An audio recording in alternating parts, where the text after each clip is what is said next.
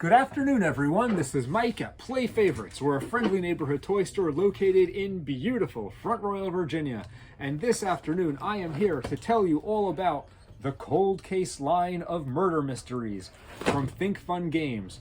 Cold Case are murder mysteries for you to solve by yourself or according to the box with 1 to 4 players, although you can definitely play with more than 4 players. Cold Case mysteries are recommended for ages 14 and up, although I think that kids as young as 11, you basically need decent reading comprehension and a little tolerance for a very low level of violence in order to enjoy Cold Case.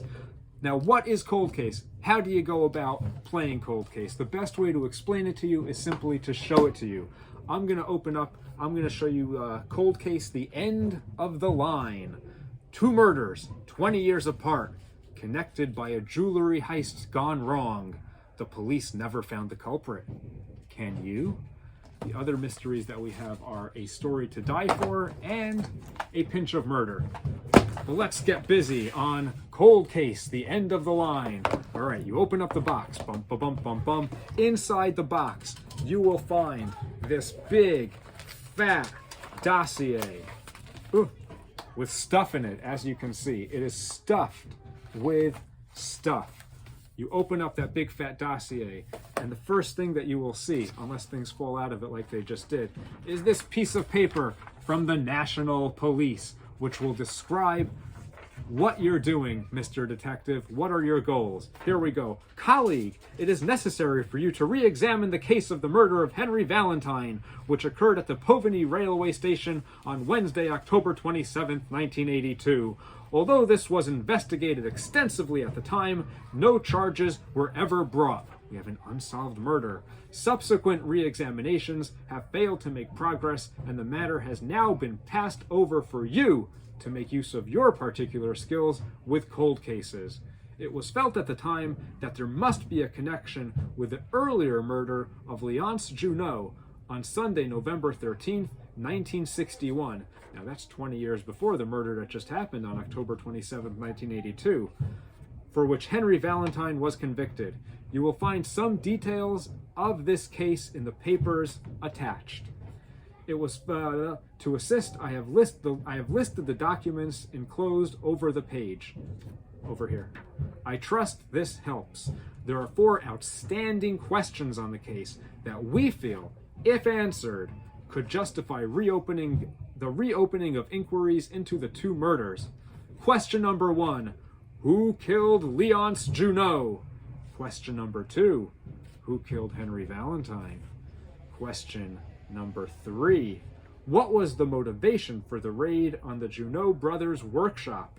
Question number 4, where was the gun that killed Léonce Junot from 1961 to 1982, because it never resurfaced after his murder? If you are able to answer these questions, please go to thinkfun.com/coldcase to submit your evidence and reopen the case. And good luck. Although Valentine was a convicted murderer, we would all like to see this matter cleared from our outstanding case files and the killer or killers brought to justice. Regards, Candace Vermelin, National Crime Records Administration Officer. So there's your mystery. You've got 2 murders that happened 20 years apart.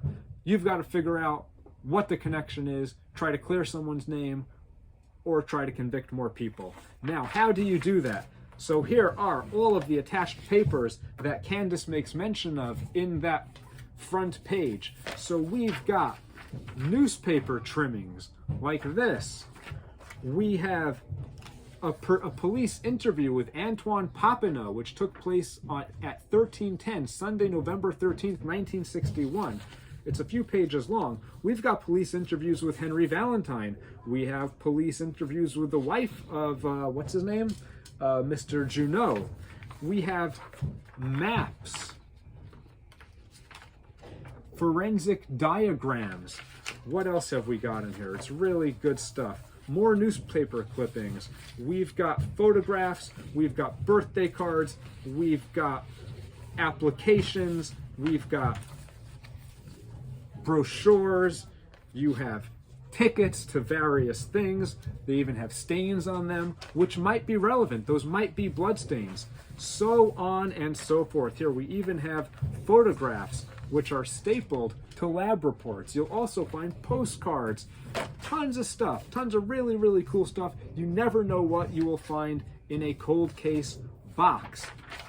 You and your fellow players must examine all of these documents and try to figure out through those examinations the answers to these 4 questions. Once you think you have the answers cold, you submit them on the thinkfun.com cold case website, and then they will tell you on that website if you are correct, or if you just wrongly convicted someone, or if you let a murderer who should have been convicted walk free.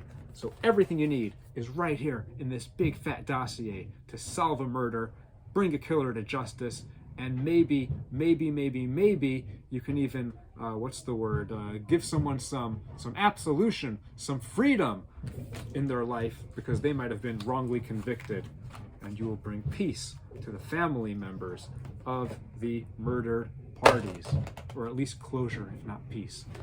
That's Cold Case. We have a whole bunch of them here at Play Favorites. People love them. They're great. They're not expensive. They make great gifts. When you complete one, you can just put all of those documents back in that big fat dossier, give it to a friend, and see if they can do it faster than you.